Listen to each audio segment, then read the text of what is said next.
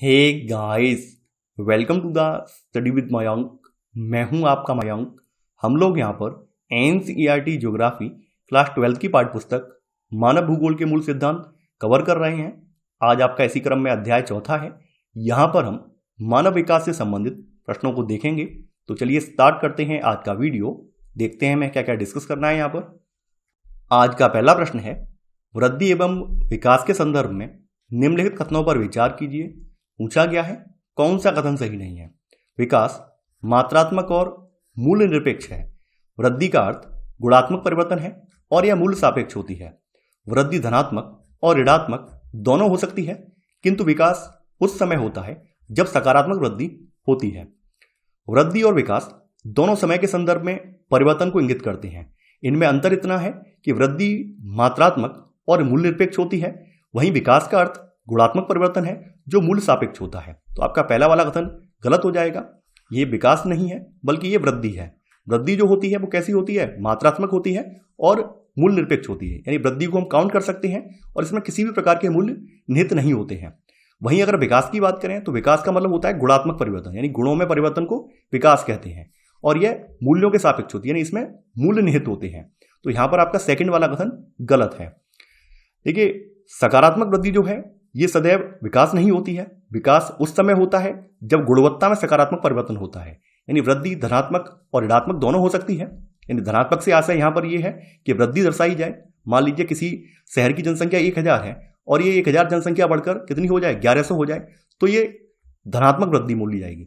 अब यही जनसंख्या 900 रह जाए तो ये ऋणात्मक वृद्धि बोली जाएगी। यानी वृद्धि धनात्मक और ऋणात्मक दोनों हो सकती है, किंतु विकास उस समय होता है जब सकारात्मक वृद्धि होती है। सकारात्मक का मतलब क्या है कि यहां पर जो रहने वाले लोग हैं, इन 1100 लोगों के पास अपने आवास हो और ये इनके पास अपना रोजगार भी हो और अपना जीवन ये सुखपूर्वक व्यतीत करें, तो ये यहां पर विकास माना जाएगा। तो यहां पर आपका तीसरा वाला कथन भी सही है। एक और एग्जाम्पल है, मान लेते हैं किसी निश्चित समयावधि में किसी नगर की जो जनसंख्या है वो 1 लाख से बढ़कर कितनी हो जाती है? 2 लाख हो जाती है। तो इसको हम क्या बोलेंगे? इसको वृद्धि बोलेंगे। लेकिन वहां पर आवास जैसी सुविधाएं, मूलभूत सेवाओं की व्यवस्था नहीं है, तो ऐसी स्थिति में वहां पर विकास नहीं माना जाएगा। यानी विकास तब माना जाएगा जब 1 लाख जनसंख्या 2 लाख पहुंच जाए और इन सबके पास अपने मकान हो, मूलभूत सुविधाएं हो, तब इनको विकास के दायरे में रखा जाएगा। तो यहां पर पूछा गया है कौन सा कथन आपका सही नहीं है। केवल 1 और 2 सही नहीं है, तो आपका सही आंसर है पहले का ए, केवल 1 और 2। दूसरा प्रश्न है आपका, मानव विकास के संदर्भ में निम्नलिखित कथनों पर विचार कीजिए। पूछा गया है कौन सा कथन सही है। मानव विकास की अवधारणा का प्रतिपादन अमर्त्य सेन द्वारा किया गया था। अगला है, मानव विकास की अवधारणा में सभी प्रकार के विकास का केंद्र बिंदु आर्थिक वृद्धि है। मानव विकास का मूल उद्देश्य ऐसी दशाओं को उत्पन्न करना जिनमें लोग सार्थक जीवन व्यतीत कर सकते हैं। देखिए, आपका पहला वाला कथन सही नहीं है। 1990 के दशक में मानव विकास की जो अवधारणा है इसका प्रतिपादन पाकिस्तान के एक अर्थशास्त्री हैं डॉक्टर महबूब उल हक, इनके द्वारा किया गया है, ना कि अमर्त्य सेन के द्वारा, यानी कि महबूब उल हक के द्वारा इसका प्रतिपादन किया गया है। तो आपका पहला वाला कथन गलत हो जाएगा। 1990 से पहले जो विकास है, तो विकास की जो अवधारणा थी उसमें आर्थिक वृद्धि को देखा जाता था। यानी किसी इंसान ने बहुत ज्यादा पैसे कमा लिए हैं या कोई देश बहुत ज्यादा उसकी जीडीपी ऊपर जा रही है, तो ऐसा माना जाता था कि वो देश विकास कर रहा है। लेकिन जब डॉक्टर महबूब उल हक ने अपनी अवधारणा प्रस्तुत की है, उसके बाद मानव विकास का जो आकलन करने का तरीका है वो बदल गया है, क्योंकि मानव विकास की अवधारणा में इन्होंने सभी प्रकार के विकास का केंद्र बिंदु मनुष्य को रखा है, न कि आर्थिक वृद्धि को। यानी इनकी जो अवधारणा है इसमें सभी प्रकार के विकास का केंद्र बिंदु मनुष्य है। तो यहां पर आपका सेकंड वाला कथन गलत हो जाएगा।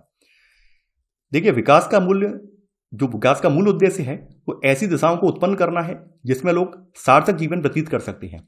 और सार्थक जीवन केवल दीर्घ नहीं होता है, जीवन का कोई उद्देश्य भी होना आवश्यक है। इसका मतलब यह है कि लोग स्वस्थ हों, अपने विवेक और बुद्धि का विकास कर सकते हों और वे समाज में प्रतिभागिता करें और अपने उद्देश्यों को पूरा करने में वो स्वतंत्र हों, यानी इसे सार्थक जीवन माना जाएगा। तो यहां पर आपका तीसरा वाला कथन सही है।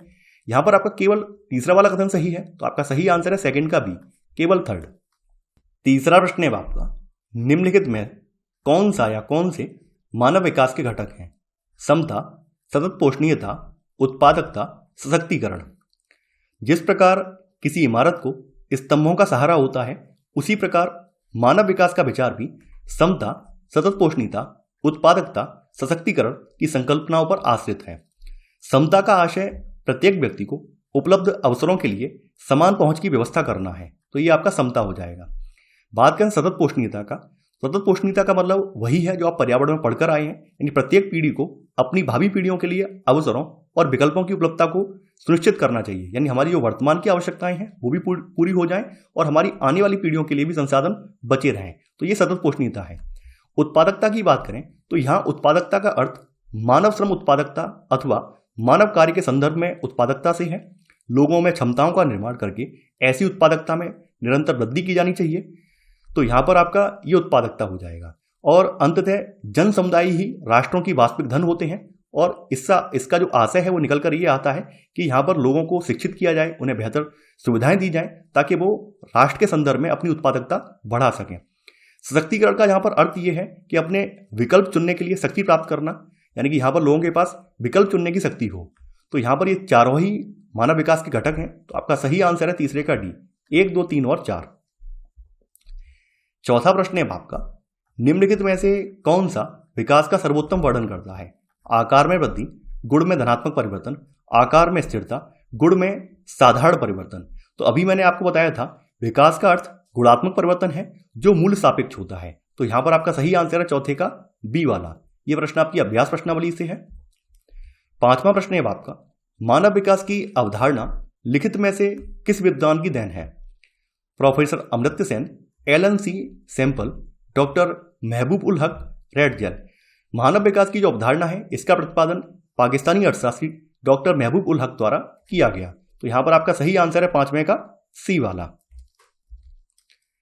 छठवां प्रश्न है आपका, निम्नलिखित में से कौन से मानव विकास के उपागम हैं? आय उपागम, कल्याण उपागम, आधारभूत आवश्यकता उपागम, क्षमता उपागम। देखिए ये सभी उपागम जो हैं ये आपके मानव विकास के उपागम हैं। तो यहां पर आपका सही आंसर है छठवें का डी वाला, 1, 2, 3 और 4।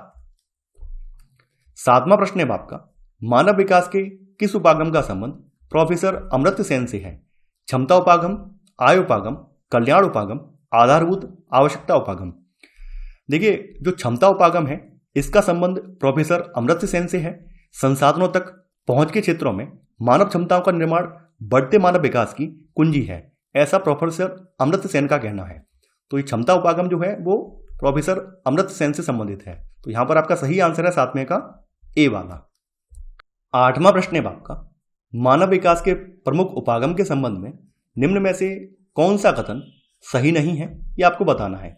आय उपागम में मानव विकास को आय के साथ जोड़कर देखा जाता है। कल्याण उपागम शिक्षा, स्वास्थ्य, सामाजिक सुरक्षा और सुख साधनों पर उच्चतर सरकारी व्यय का तर्क देता है। आधारभूत आवश्यकता उपागम में 3 न्यूनतम आवश्यकताओं जैसे भोजन, जलापूर्ति और आवास की पहचान की गई थी। क्षमता उपागम में संसाधनों तक पहुंच के क्षेत्रों में मानव क्षमताओं का निर्माण बढ़ते मानव विकास की कुंजी है। अभी देखिए जिन 4 उपागमों को आपने देखा है उन्हीं उपागमों पर यहां पर चर्चा की गई है। तो आय उपागम की बात करें तो आय उपागम मानव विकास के सबसे पुराने उपागमों में से एक है। इसमें मानव विकास को आय के साथ जोड़कर देखा जाता है। आय उपागम का विचार यह है कि आय का स्तर किसी व्यक्ति द्वारा भोगी जा रही स्वतंत्रता के स्तर को परिलक्षित करता है। तो यहां पर आपका पहला वाला कथन जो है ये सही है। आपका सेकंड वाला कथन है ये भी सही है। देखिए जो आपका कल्याण उपागम है तो यह उपागम मानव को लाभार्थी अथवा सभी विकासात्मक गतिविधियों के लक्ष्य के रूप में देखता है और यह उपागम शिक्षा, स्वास्थ्य, सामाजिक सुरक्षा और सुख साधनों पर उच्चतर सरकारी व्यय का तर्क देता है। तो यहां पर आपका बी वाला भी सही है। आधारभूत आवश्यकता उपागम की बात करें तो इस उपागम को मूल रूप से ILO यानी इंटरनेशनल लेबर ऑर्गेनाइजेशन इसके द्वारा ये प्रस्तावित किया गया था। यानी ये वाला जो उपागम है आधारभूत आवश्यकता उपागम ये ILO के द्वारा प्रस्तावित है। तो यहां पर इसमें 6 न्यूनतम आवश्यकताओं की पहचान की गई है, ना कि 3। यानी इसमें 6 न्यूनतम आवश्यकताओं जैसे स्वास्थ्य है, शिक्षा है, भोजन है, जलापूर्ति है, स्वच्छता है और आवास की पहचान की गई है। यहाँ पे 3 नहीं है बल्कि 6 हैं। और किसके द्वारा ये प्रस्तावित है? ILO के द्वारा, यानी कि इसको आप इंटरनेशनल लेबर ऑर्गेनाइजेशन यानी कि अंतर्राष्ट्रीय श्रम संगठन के नाम से जानते हैं, उसके द्वारा ये प्रस्तावित है। क्षमता उपागम का वही मैं बता ही चुका हूं, इसका संबंध प्रोफेसर अमर्त्य सेन से है। और क्षमता उपागम में संसाधनों तक पहुंच के क्षेत्रों में मानव क्षमताओं का निर्माण बढ़ते मानव विकास की कुंजी है। तो यहां पर आपका गलत वाला जो आंसर है वो है 8वें का सी वाला। 9वां प्रश्न है आपका, मानव विकास सूचकांक के संदर्भ में निम्नलिखित कथनों पर विचार कीजिए। पूछा गया है कौन सा कथन यहां पर सही नहीं है ये आपको बताना है। मानव विकास सूचकांक स्वास्थ्य, शिक्षा और संसाधनों तक पहुंच जैसे प्रमुख क्षेत्रों में निष्पादन के आधार पर देशों का क्रम तैयार करता है। मानव विकास सूचकांक क्रम 0 से 1 के बीच के स्कोर पर आधारित होता है। मानव विकास सूचकांक स्कोर 1 के जितना निकट होगा, मानव विकास का स्तर उतना ही निम्न होता है। देखिए, बात करें हम यहाँ पर मानव विकास सूचकांक की, तो मानव विकास सूचकांक स्वास्थ्य, शिक्षा और संसाधनों तक पहुंच जैसे प्रमुख क्षेत्रों में निष्पादन के आधार पर देशों का क्रम तैयार करता है। तो यहाँ पर आपका पहला वाला कथन बिल्कुल सही है, और यह क्रम जो है 0 से 1 के बीच के स्कोर पर आधारित होता है, जो एक देश मानव विकास के महत्वपूर्ण सूचकों में अपने रिकॉर्ड से प्राप्त करता है। तो यहाँ पर आपका सेकंड वाला कथन भी सही है। यहाँ पर आपका तीसरा वाला कथन यहाँ पर सही नहीं है। देखिए, मानव विकास सूचकांक स्कोर 1 के जितना निकट होगा, यानी मान लीजिए किसी का स्कोर 0.80 आया, 800 आया, यानी ये 1 के निकट है, या फिर किसी का स्कोर 0.981 आया, ये 1 के बहुत ज़्यादा करीब हो गया, यानी कि ये वाला जो देश है, मान लीजिए ये वाला देश ए है और ये वाला बी है, तो ए वाला देश बी से ऊपर रहेगा। तो मानव विकास सूचकांक स्कोर 1 के जितना निकट होगा, मानव विकास का स्तर उतना ही निम्न नहीं होगा, बल्कि उतना ही उच्च होगा। तो यहाँ पर आपका तीसरा वाला जो कथन है ये गलत हो जाएगा। यहाँ पर आपका केवल 1 और 2 कथन सही है, लेकिन यहाँ पर पूछा गया है कौन सा कथन सही नहीं है। यहाँ पर केवल तीसरा वाला कथन सही नहीं है, तो आंसर है 9 में का बी। 10वां प्रश्न है आपका, निम्नलिखित में से किसी प्रदेश में मानव विकास में कमी दर्शाने वाले सूचक हैं? 50 वर्ष की आयु तक जीवित न रह पाने की संभाव्यता, प्रौढ़ साक्षरता दर का कम होना, संसाधनों तक पहुंच सुनिश्चित न हो पाना। मानव गरीबी सूचकांक मानव विकास मापने का सूचकांक है, जो मानव विकास में कमी मापता है। तो इसमें जो सूचक शामिल किए गए हैं उनमें आपका पहला है 40 वर्ष की आयु तक जीवित न रह पाने की संभाव्यता। यहाँ भी 50 वर्ष तक नहीं है, बल्कि 40 वर्ष तक की आयु तक जीवित न रह पाने की संभाव्यता है। इसके अलावा इसमें प्रौढ़ साक्षरता दर का कम होना है, प्रौढ़ निरक्षरता भी इसमें काउंट की जाती है, और संसाधनों तक पहुंच सुनिश्चित ना हो पाना ये भी होती है। तो यहाँ पर आपका इसमें पहला वाला सूचक जो है वो गलत है। उसका रीजन ये है क्योंकि वहाँ पर जो आंकड़ा दिया हुआ है वो गलत है। बाद बाकी यहाँ पर सेकंड और थर्ड सही है। तो आपका सही आंसर है 10वें का डी, केवल 2 और 3। 11वां प्रश्न है आपका, निम्नलिखित में से कौन मानव विकास रिपोर्ट को प्रकाशित करता है? संयुक्त राष्ट्र विकास कार्यक्रम, विश्व स्वास्थ्य संगठन, विश्व बैंक, विश्व आर्थिक मंच। संयुक्त राष्ट्र विकास कार्यक्रम यूनाइटेड नेशन डेवलपमेंट प्रोग्राम 1990 से प्रतिवर्ष मानव विकास रिपोर्ट को प्रकाशित करता आ रहा है, और यह रिपोर्ट मानव विकास स्तर के अनुसार सभी सदस्य देशों की कोटि क्रमानुसार सूची उपलब्ध कराती है। मानव विकास सूचकांक और गरीबी सूचकांक संयुक्त राष्ट्र विकास कार्यक्रम द्वारा प्रयुक्त मानव विकास मापन के सूचकांक हैं। तो यहां पर आपका सही आंसर है 11 का ए वाला। 12वां प्रश्न है आपका, मानव विकास के मापन के संदर्भ में निम्नलिखित कथनों में से कौन सा सही नहीं है? मानव विकास सूचकांक मानव विकास में प्राप्तियों का मापन करता है। मानव विकास सूचकांक में प्रौढ़ साक्षरता दर और सकल नामांकन अनुपात ज्ञान तक पहुंच को प्रदर्शित करते हैं। मानव विकास के मापन के संबंध में संसाधनों तक पहुंच को शिक्षा के संदर्भ में मापा जाता है। मानव विकास सूचकांक में स्वास्थ्य का मूल्यांकन करने के लिए जन्म के समय जीवन प्रत्याशा सूचक को चुना जाता है।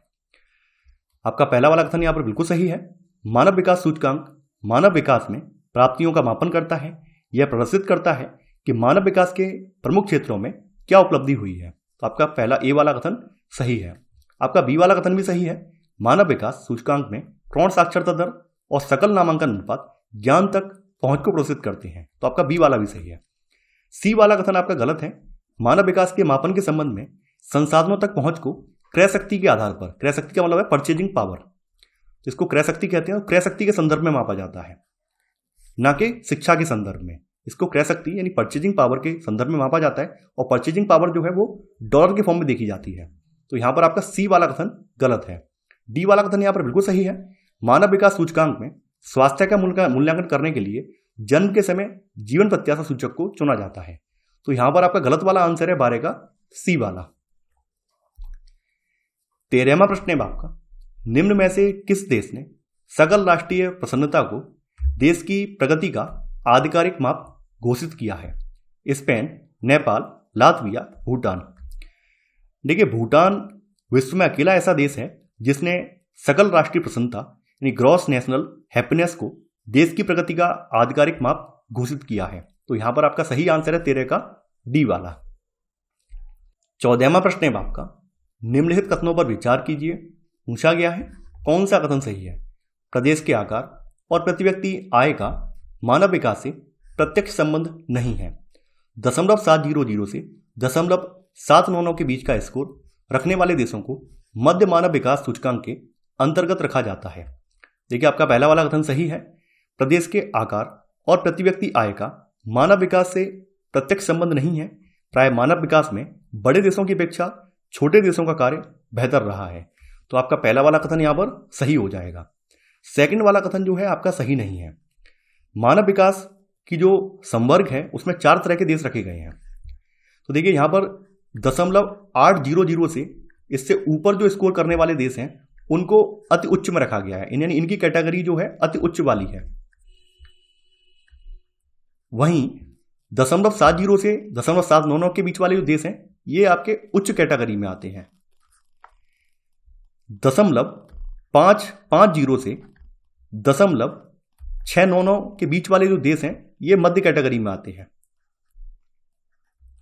इसके नीचे अगर हम बात करें तो 0.549 से जो नीचे के देश हैं उन्हें निम्न कैटेगरी में रखा गया है। तो यहां पर आपका सही वाला जो आंसर है वो है 14 का ए, केवल 1। तो ये था हमारा आज का वीडियो। आई होप आपको आज का वीडियो पसंद आया होगा। आप लोग इस वीडियो को लाइक और शेयर करना मत भूलिए। तो चलिए आज के लिए इतना ही। Thanks for watching. जय हिंद।